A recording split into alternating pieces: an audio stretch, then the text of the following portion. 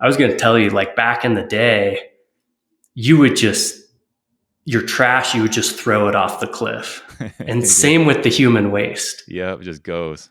But you would go clean it up after. You'd go with a trash bag and pick up anything you saw. So with as many climbers, it was a great system. Wow. But people were getting hit eventually when there was more people. So now you've got to bring it all up. It's changed a lot. You got to bring the trash up with you. Gee, so you're like little doggy bags and just carrying it all the way to the top. Well, you don't want to miss this interview. We're talking to Calder Stratford about climbing El Capitan in Yosemite National Park. This is the type of climbing that takes several days, where they carry all their gear up, and they sleep and live on the rock for the whole time. It's kind of unbelievable. I'm going to be processing this conversation for quite a while. Calder is an amazing ambassador or representative or spokesperson for this sport, and I just couldn't be more excited to share this conversation with you. These are a lot of the questions I've had for a long time, and finally had someone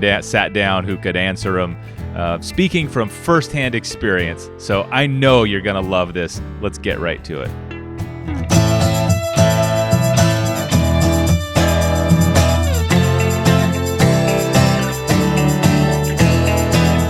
When I was a kid, I would go to the public library and go to the magazine section because it was so much more fun. And I would look at the pictures of, I think it was Rock and Ice magazine, maybe climbing. And I would I don't think I'd even read it. I would just stare at those pictures kind of in disbelief. And at the time I was thinking that was like a new thing people were doing. I have no idea, but a lot of those pictures, of course, were Yosemite. From then until now, I've never been to Yosemite, but I'm telling you, I feel like some kind of connection to it, and I've never even been there. Kind of like New York City or the pyramids. It's like this place that I'm like so glad exists. I feel a connection to it almost just by being an earthling, you know? So I would love to know what it means to you. So maybe start with your first trip there and kind of how you got involved at Yosemite. And then I'd really like to learn more about the park and the whole culture there. But you've been going there for a long time. So maybe kind of start at the beginning for us. Well, first time I went to Yosemite, I was 16 years old.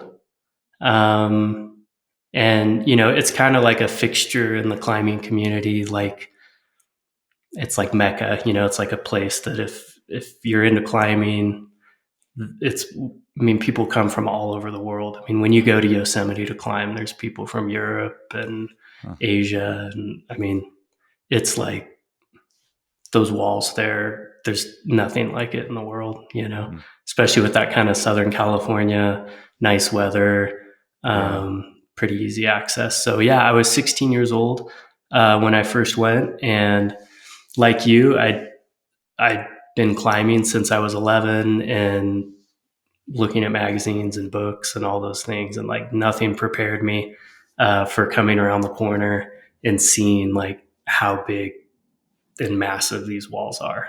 So your first trip was a climbing trip. Then you went there at 16 to climb. Yeah. So, I met up with a friend from Southern California, and it was in March. It was a little bit early season.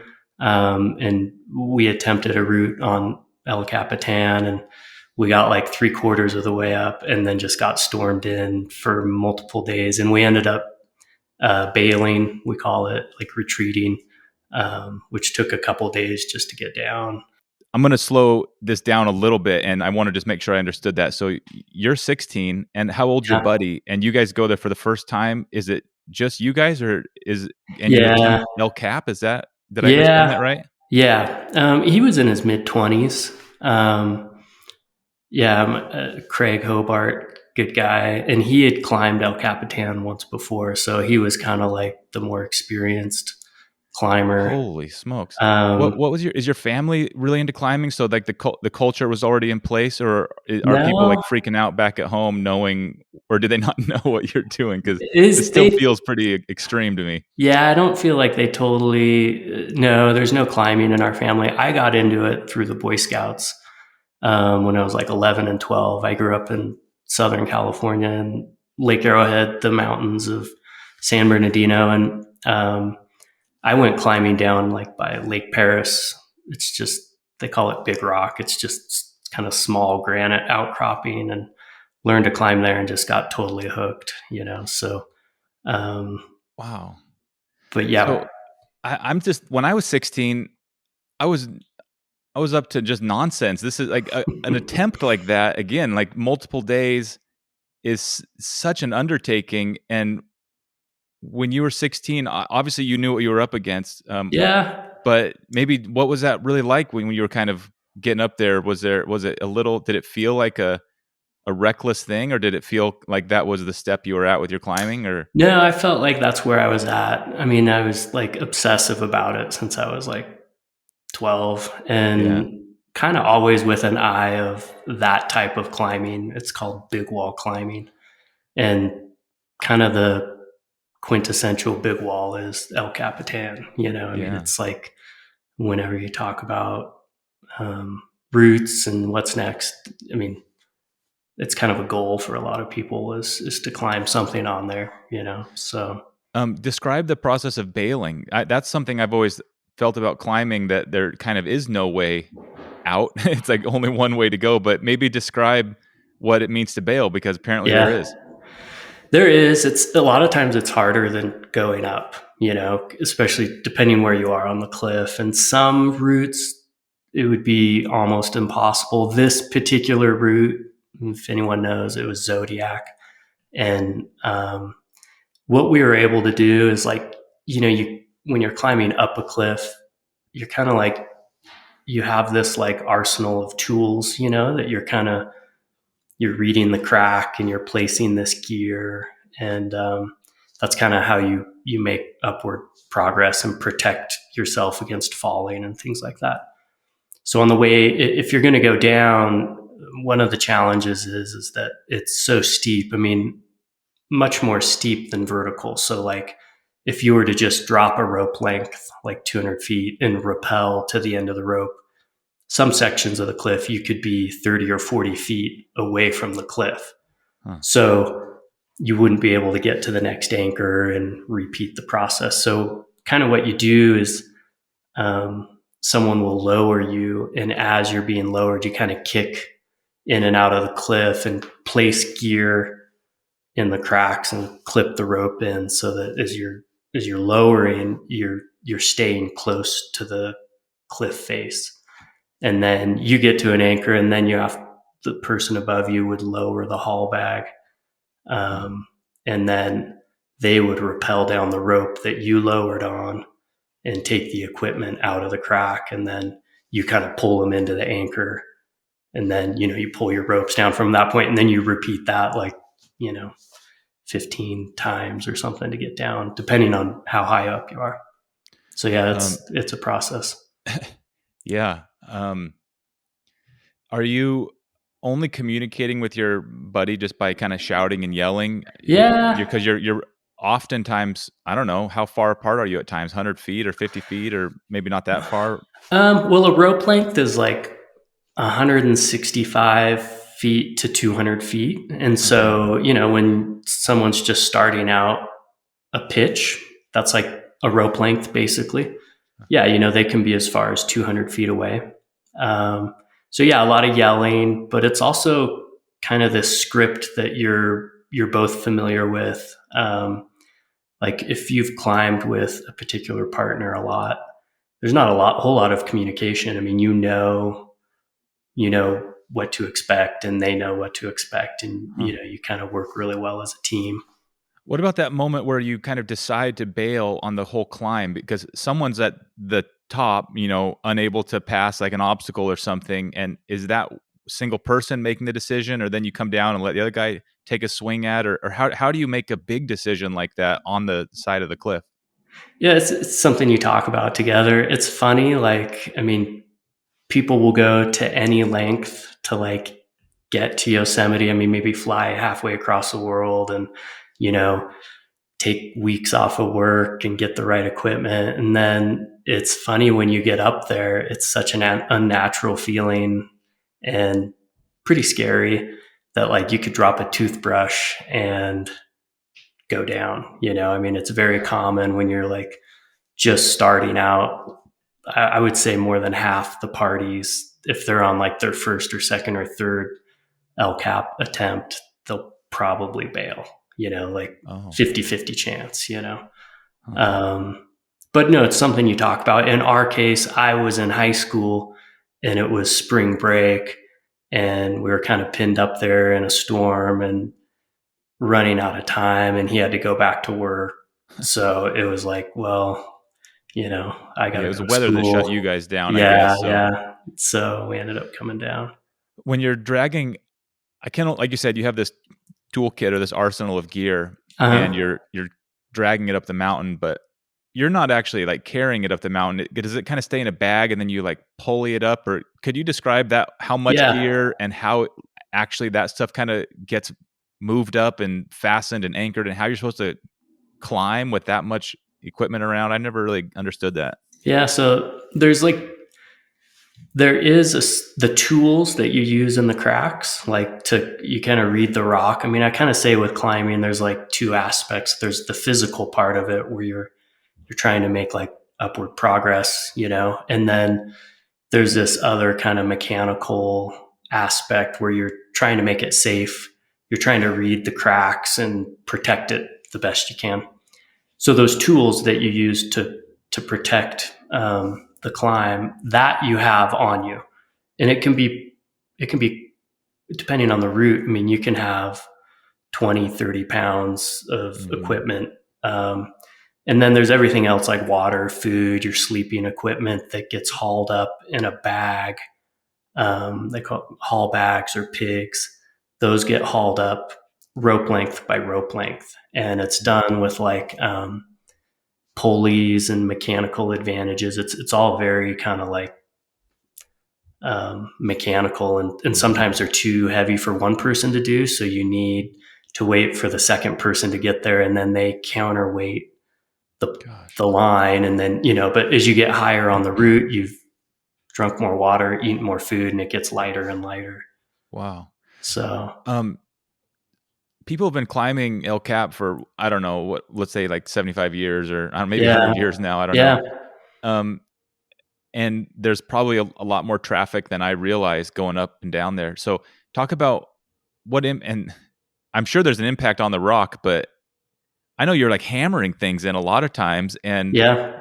what's that like? I mean, just trying to picture, is the route kind of never the same twice? In other words, like, does it change every time after another team goes up? Or are there some things that you can just Yeah. count on, like the rising sun, like we can always wedge here? Or what happens to the rock over, years of this? Yeah, so the newer the route and the harder it is, I would say that it changes with every ascent. Oh, But there's also climbs that, some of the first ones to be done, that they're very consistent. And you mentioned like pitons, like hammering pitons. There's been a shift away from that because it does scar the rock a little bit, but there's also this technology now, they call it clean climbing, where like you don't have to use a hammer. In a lot of cases you can use like equipment that goes in with no hammer and doesn't affect the rock at all. hmm. I actually brought some if you want to see Oh it, yeah, some of let's the see. equipment. Show Yeah. me what you're talking about. Okay, so like this is a piton right here. Okay. Huh. uh, and this is made for like a crack the size of like a dime. So Wow. it kind of, you hammer it in, and maybe it sticks out like that far. So it's a piton, but it's also kind of a hook. Yes, I see. And so it can hold, your body weight, maybe a little bit more. And so kind of on the hardest routes, you use a lot of these. Wow. And yeah, like repeated ascents, sometimes you can just even hand place that, which doesn't affect the rock, because someone's hammered it before you and it just kind of fits in there perfect. And then you can clip a carabiner to right here. So when So you're doing these climbs, like, and with that, what's that? Did you say it's called a piton? yeah, they call them peckers. A peckers. Okay. Yeah, but it How is a often? piton. It's a type of piton. How often do you put like all your body weight on just like one pecker like that or something. When I'm doing anything at all risky, I'm like always like getting like 14 backup plans and Yeah, stuff, but yeah. I'm sure that can't always happen. So is every anchor you're putting in sort of like your life will depend on it at some moment, and you kind of, is there a lot of redundancies? Because that thing looks tiny. That's the Yeah, they're the thing. tiny. I mean, this is kind of like on the smaller end of it. Yeah, looks like a Um, keychain, like a bottle opener. so like the anchors where you're going to haul your bags and, there's a belay, both people are there. Those are typically like, they're very solid, you know. You wouldn't make an anchor with just like a couple of these, you Mm-hmm. have like bigger equipment or maybe some bolts that are in the rock. Mm. But there's some climbs where you would use 30 of these on a Mm. rope length, and Oh, maybe they won't hold a fall, but so it's possible that like you could, if one came out, you oh, could fall a long ways. And like there's, unzip them kind of. yeah, you kind of unzip them. Yeah. Huh. But you know, most routes, like, maybe you have a string of something like this and then some other equipment that's much stronger that can hold a fall. Like, um, these are called like nuts or Yeah. chalks. Okay. And you Yes. may have I know. seen these. They work like in constrictions in the rock. So like if it, and they're very strong. I mean, that will hold thousands of pounds. Right. So, Yeah. So you can count on and those ones. and they're easy to take out and they don't hurt the rock. And then, these are like kind of the latest and greatest, like, they're called cams, they're made, you don't actually need like any sort of constriction. Like you can have a parallel sided crack and these will work just fine. Wow. And these, yeah, a well-placed one of these will hold thousands of pounds as well. So like if you were zippering out some other equipment, like this would hold, or if you needed to make an anchor, this is very strong. You'd put 3 or 4 of those in. What about Yeah. overnight? I'm obviously you like really anchor up then, but I'm thinking about just the whole setup, and also in terms of resting. Is all of the resting on a big climb like that just in your harness, like for a kind of a second, or are there places where you can kind of, where there's like huge cracks where you can actually like stand up or sit down or take a real breather, or are you just pretty much in your shoes or in your harness the whole time? It depends on the route, but there are some natural ledges on El Capitan. But there's also some routes with like nothing bigger than 5 or 6 inches to stand on, Huh. So you're in your harness for a week. It feels Wow. really good to get to the top and walk Yeah. around. Oh, I Yeah. can't imagine. Are people still like uncovering or accomplishing new routes on El Cap, or at this point is it pretty much all been like, dialed in?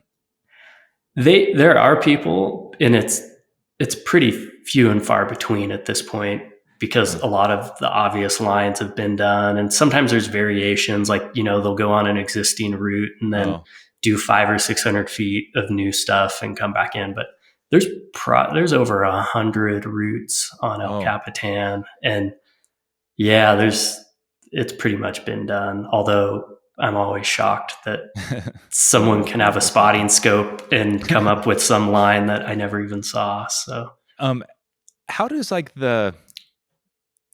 I want to, let's just talk about a little bit about the park, but I guess we'll stick on El Cap. Like, yeah, there's so many people, tourists, hikers, and dog walkers, and bird watchers, and all these folks. Um, there's probably a lot of people on the rock at the same time. How does like the process work? Maybe it's changed since you started, and I guess we should let people know you've been back a lot of times. So maybe kind of yeah. before you go into this part, just talk about the rest of your El Cap trips. But I'm just wondering, like, do you start a route knowing nobody else is on it? Are there always a few people on any given route, like Zodiac, and you just assume it's, everybody moves at a similar speed? How Yeah, does some of those things work? But maybe first, kind of take us back to your 16. You made it back for school, and then what was yeah, your next trip like? And I guess, how did you feel about that one? yeah. I mean, I came back that summer. So I mean, I was there when I was 16 for spring break, and then that summer I moved there. And I don't know if you heard of the term dirt bagging it. Yeah, Yeah, I mean, it's not like derogatory for climbers. It's kind of right. like, so I lived in my car, Uh huh. and you just kind of like do everything you can to keep the overhead low and just climb, you know? Mm. So I spent the summer there. And yeah, I was able to do a couple different routes on El Capitan that summer and met up with good partners and had some good mentors, you know, people older than me and more experienced that kind of like showed me the ropes and things like that. Wow. Um, That was probably pretty helpful, I would imagine. yeah, because I mean, you know, like anything, you can study and talk to people, Uh-huh. but there's just a certain amount of like being shown how to do it, and then just the mental part of where you think you can't do it, but someone who's done it a bunch, you can go with them, and they're like, "No, you got Yeah. this. This is no big deal. Like, Wow. we'll get I mean, through some this." like some sports, there's a lot of like, I'll say like localism, but like for example, surfing, people are very protective. They don't want to like let you into Yeah, their lineup or whatever. sure. What's climbing like? Are people I don't know, hesitant with like newcomers kind of showing up, or is it a different type of No, vibe? that's not the sense I've experienced. I mean, like there have been like moments in climbing history where there's a little bit of that kind of like Uh-huh. protectionism surf vibe, but like for the most part, I feel like it's a great community where like people encourage you want other people to do well, and Uh, um, it's called we call it beta, but like you talk to other climbers and you're like, oh yeah, we were up there, we found this, watch out for, there's a loose block on this pitch, like be right. careful. Like good community, a lot of good mentors, you know. I mean, it's kind of like um, you definitely feel a sense of duty to like you've got to Yeah. like show and help new people. It's not just every person for themselves, you know. What about the park itself? Because I know some national parks, you can't even like park like Yeah, alongside the road no, without people like towing you and hassling you. I'm talking about these like workers. I mean, I know it's their job or whatever, but yeah, they're not the most like welcome place for just kind of like go explore. Like you, I don't yeah, know. It's like you gotta you gotta mind your p's and q's. But I've yeah. always wondered about Yosemite because these climbers, I know they'll stay there and live in cars. How does that work with just the I don't know the national park side of it and the tourism and the government workers who are all coming and going? Yeah. Well, it's changed a lot. I mean, when I was a kid, I spent 3 summers living there, and I mean, like, I didn't hide it, you know, and like we had we had like illegal keys to the showers at Yosemite Lodge and like to Uh-huh. the ice machine, and it was kind of like this interesting ecosystem where we were, you know, living off the National Park Service a little bit and just living You're part of the in. wildlife there. Yeah, You're like the exactly. bears and the And elk. there's a camp called Camp 4 in Yosemite, which is kind of like it's nicer now, but like back then it was like the driest, dirtiest campground with no showers and, you know, a few picnic tables, but really just made for tents. And that's where most of the climbers lived and I hung see. out. And man, yeah, you could have a podcast just on the tricks of like uh, living in boulder fields, and Oh, some people lived outside the Awani Hotel. I guess they've renamed it the Majestic, but like, you huh. know, wake up and then go get tea inside that they put out for the customers The and continental breakfast. use the nice restrooms. And Hot yeah, tub at it's, the night after the yeah, exactly. day. But it's gotten much harder. It's and much more crowded, and a lot more law enforcement. I mean, like, you know, these are like park rangers that probably got into it because they loved Right. nature, and Yeah.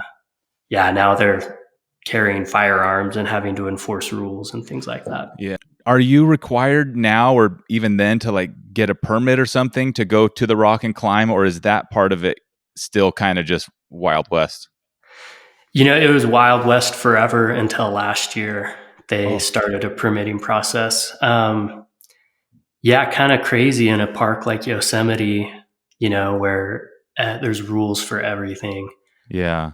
But for whatever reason, with climbing, maybe it's been around so long, and the community's been pretty good about like cleaning up after themselves and making sure there's not too many people on one route. And because there's maybe like 4 or 5 routes out of the 100 that receive 90% of the traffic. Yeah. They're easier, they're very classic, and that's Yeah. where most people go for their to have that experience. But yeah, now there is a permitting process through the park.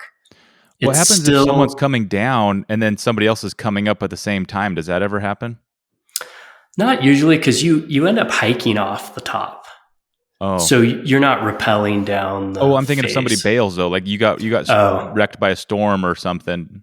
yeah, that's pretty rare too. I mean, but in our case, when we bailed, there was a British couple, and we gave them like our food, our leftover food, and they were just like on cloud nine because Oh, they knew you they like could. met them on the wall, like while you were coming down? Well, yeah, as we were coming down, we came right past the anchor where they were, and Oh, I wow. remember, I remember, I had some like mandarin oranges, in a tin can, and the lady was just like, she had been in their portaledge, for 3 or 4 days with that storm anyway. So Oh. yeah, they were very happy to. So it happens, but that's pretty rare. And but you can like squeeze past someone. Like if you're on the same crack, you can still kind of move around each other without too much Yeah, it's trouble. it's a cluster, but you can do it for Yeah. sure. Yeah. Wow. Okay. So, anyways, you spent 3 summers there. I'm assuming you made it to the top, probably multiple times at this point. Yeah, yeah. I don't know how many times I've done it, but like, 15 to 20 times. And I kind of Wow. just like, at this point in my life, like, I'll go back, every couple years. And, it's mostly about just like disconnecting, meeting Yeah. up with good friends, and just kind of hanging out up there. And yeah, Yeah. it feels like such a big part of my youth. And, you know, Yeah. that it's really, really fun to go back. I can't imagine the connection you feel to not just the park, but the rock itself, and sort of Yeah. it's like I hear an old song and I'm like brought back. I can't imagine like Yeah. something like that and touching it and being like, wow, yep, this is it. Still here. Nothing, Yep. nothing changed. Does it, things are scary when they're new, and they're scary when you don't understand them fully. How scary is it to do this climb now for you? I know you did it just a couple years ago, and is there Yeah. still a level of fear? Yeah. Yeah, there is. I think part of it's just like I'm older, I'm not as in good a shape as I was in my teens and 20s. And so that adds an element that's challenging. Hmm. Mentally, I'm probably stronger than I was, just the fact that I've done it enough and I've spent some time up there, that like that's a little easier. Yeah. Um, but yeah, it's really fun to go back. I mean, like super fun for me to go back and spend a week. And the most challenging part is the park has changed so much that like I really just try and like drive in at night, Huh. get my stuff to the base and start climbing. And then when I'm finished, I just leave as quickly as I can, because I want to like keep it in my mind the way it was. It was very What different. what other ways has it changed? You said there's like armed rangers now moving around, Yeah, but a lot of are law there other parts of enforcement. the park that have changed a lot? I think the volume of people, I mean, you don't make new national parks and Yeah. open spaces. And yet there's more and more people.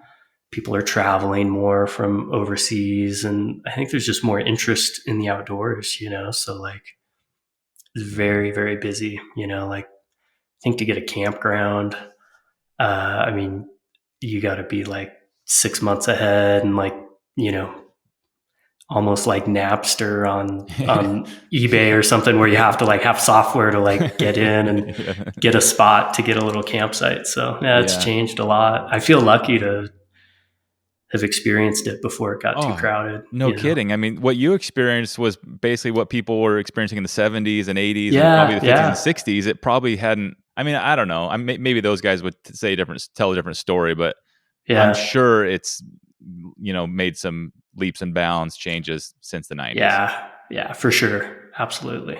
Probably to some extent. Like I told you I've never been there, and believe me, I have all these expectations of what I think it would be like. I feel like I know it just from looking at so many pictures. But Sure. anyways, these campgrounds and stuff in a lot of California you go to, and it can be a disappointment when you kind of realize there's like these spaces are so small. I It's like know. right next to a road. Like one time we went at a campground. I can't remember where it was.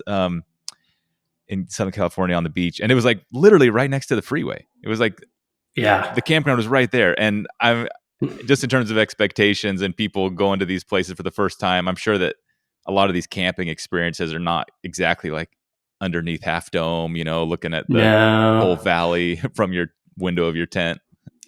I mean, you would not be disappointed in the scenery. Like, you'd be blown away. I mean, Yeah. it's an amazing place and really pretty.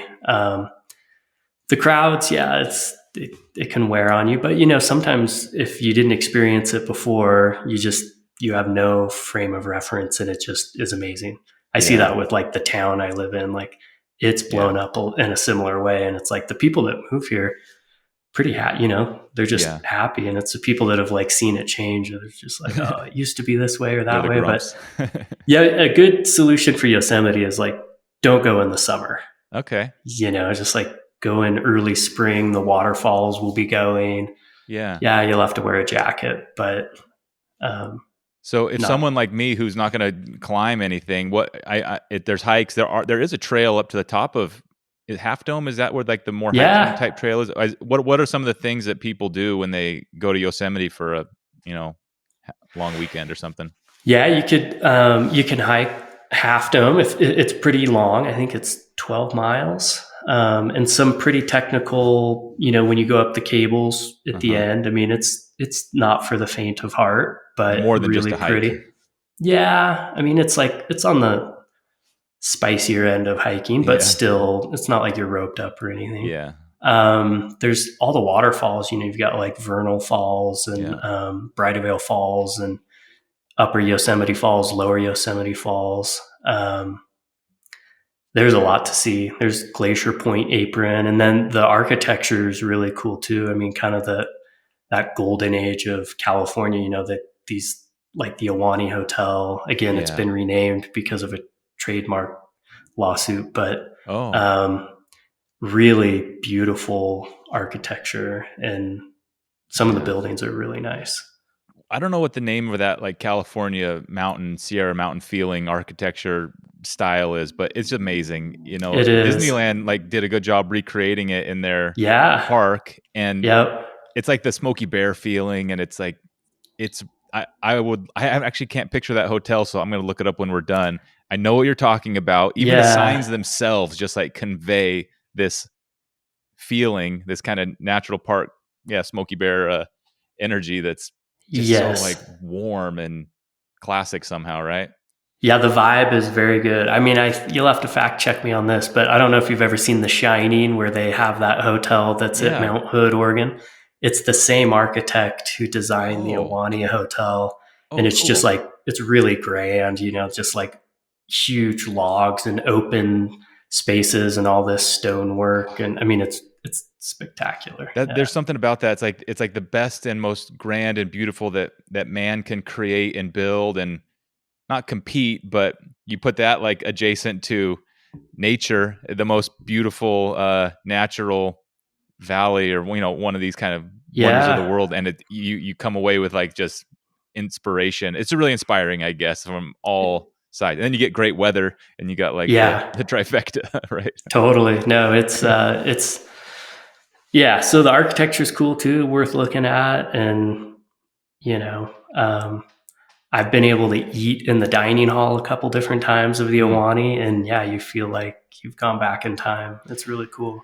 Well, that's really cool. I've always imagined the guys climbing these things are just absolute mental psychopaths. I'm glad they're actually normal and really nice guys like you, in terms of just how intense it must be. I always thought these guys must just be another species, but I'm happy to have heard that from the horse's mouth, that it's actually just a bunch of smart and motivated guys. So anything we didn't cover on Yosemite or climbing before we move on? Anything you want to leave the people with?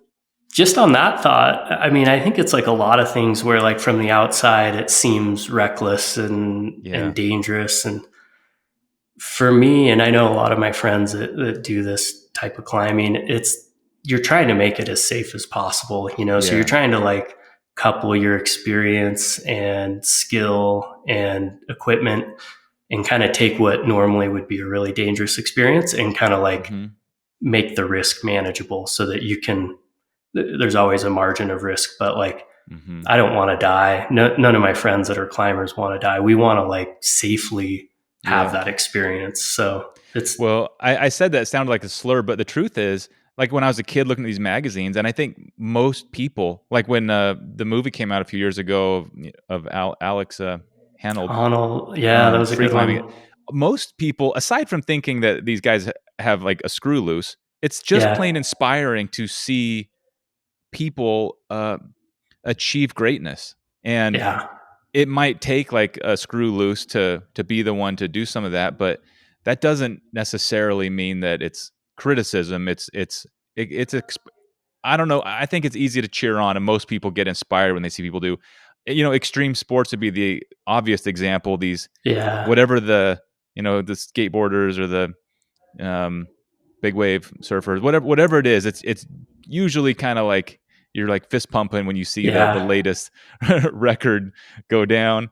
And God, this is certainly one of them. Can you imagine like seeing that back in the day when people had not like climbed it and the gear was so rough? Could you imagine like No, I taking that mean, on? That's kind of like, whew, that's a whole nother conversation, right? it is, yeah, just a rich history of like, yeah, I mean, the equipment was pretty bare bones. You see, like the haul bags today, they're pretty full with like Yeah. comforts and safety equipment. They just had like these like marine rucksacks, like duffel bags, Yeah. and they weren't even like half full. They just Yeah. had nothing. They basically go up there for a week and not eat Wow. much and just, yeah, Those are some tough human beings. for sure, for sure. We'll probably have to have another conversation later to really get into the other two things you have going on. But let's at least touch them. And that is, you have a new, maybe it's not new, but you have quite a project with this sailboat on your Yeah, hands. Could you yeah, kind of give us at least paint the setting for that? And like I said, we'll get into the details, or at least keep an eye on it as it moves along. But yeah, what is this yeah. project you're involved with now?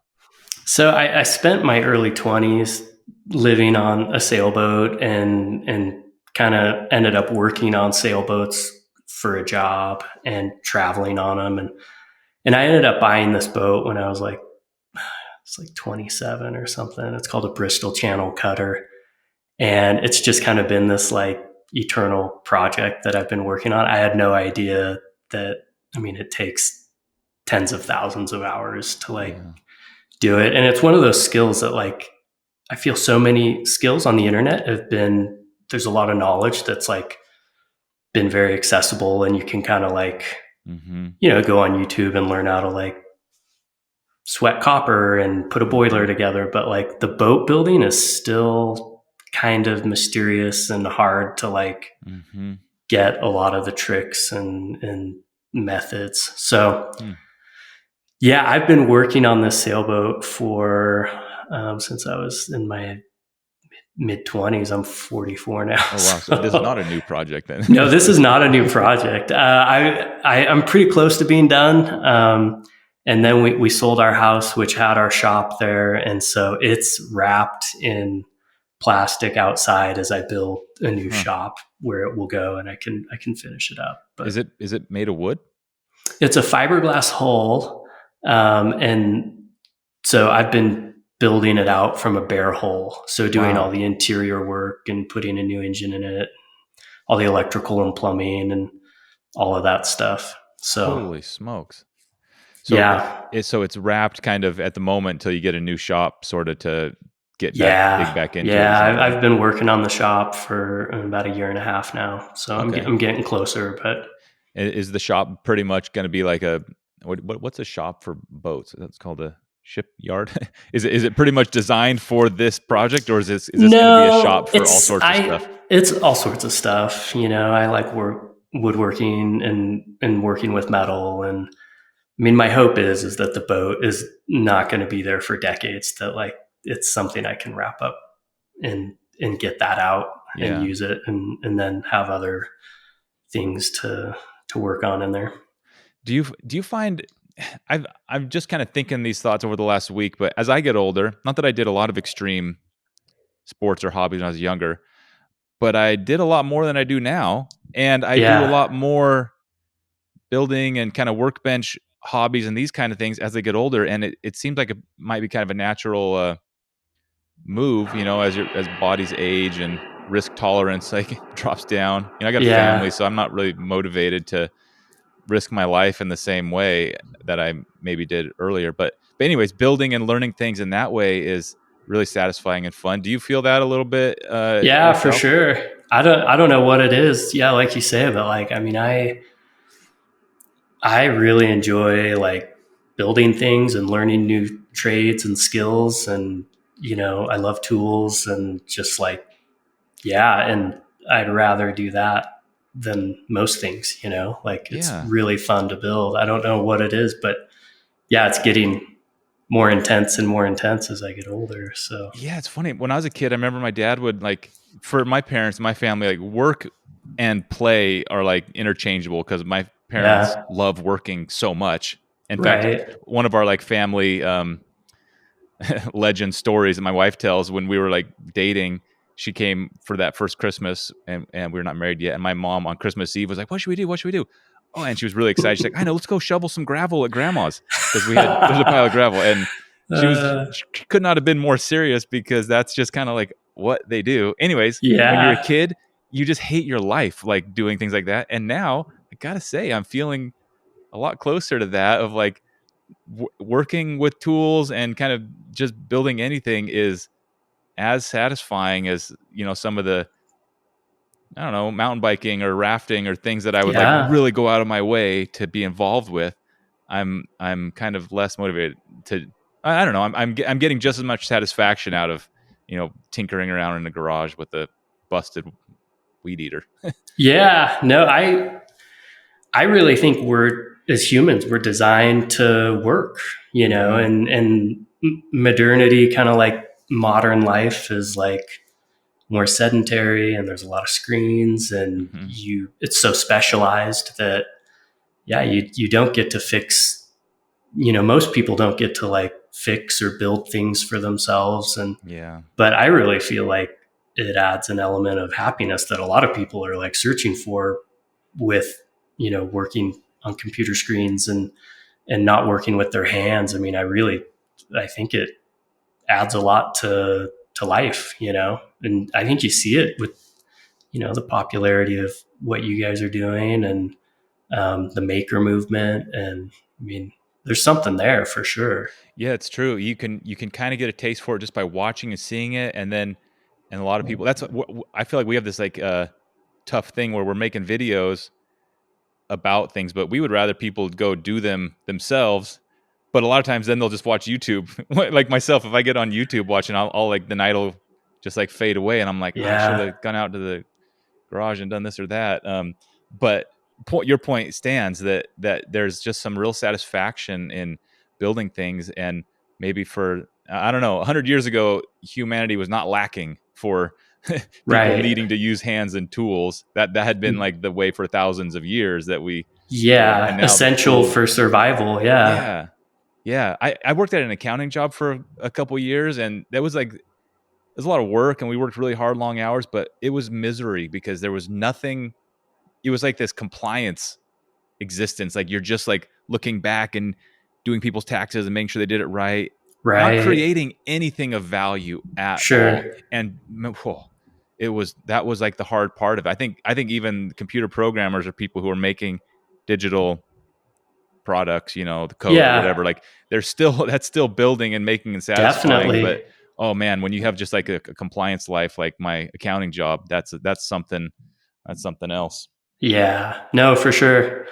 Yeah, I'm a big fan of your guys' podcast. I think it's encouraging people to like move into that realm and helping them do a better job if they're trying to learn something, or Yeah. it's really cool. Well, your Instagram has pictures from the most recent climb, and maybe more if I went back deeper in it. And there's a few pictures of your sailboat. The motor looked just beautiful and shiny, and Yeah. I'm sure that's like it's all kind of old news now. So keep putting pictures up on there, because Yeah, I I'm will. hoping we'll link to your Instagram. And I'm telling you guys, if you haven't Okay. got the message, um, it's almost like the most serious people who are getting the most done are oftentimes the most, I don't know, reserved and mellow and not making a big deal out of it. And I'm pretty sure that's what we got here, Calder. So Oh, we're thank going to want you. to keep an eye on what you're up to next and make sure people are paying attention. So Well, I appreciate it. anything to leave the audience with? Well, like I said, we'll link to your Instagram. Is there anywhere else you're putting content out or anything? No, that's pretty much it. It's pretty minimal content, but come take a look, Yeah. Yeah, just Instagram. But Well, hey, thanks so much for taking the time. I think we're going to be circling back here in a couple years once the boat kind of gets on its home stretch. And in fact, maybe one of these days, if we're over in, are you in Utah? yeah, I'm in Utah. Okay. I'm in Midway, Midway. Utah, Okay. in Heber Valley. Yeah. Okay. Yeah. If we're over there, I'll swing by and Oh, for get a sure. closer look at that thing. And hey, Yeah, can't thank you come enough. check it out. Congrats on your successes in climbing. I can't imagine the feeling of accomplishing a goal like that. I know you accomplished it at a young age, but you still got to be pretty proud. No, it's one of those bright spots in my life. Yeah. What an opportunity, and taught me so much, and so grateful for it. All right, Calder. We'll talk to you next time. Thanks for coming. Thanks, Nate. Appreciate it.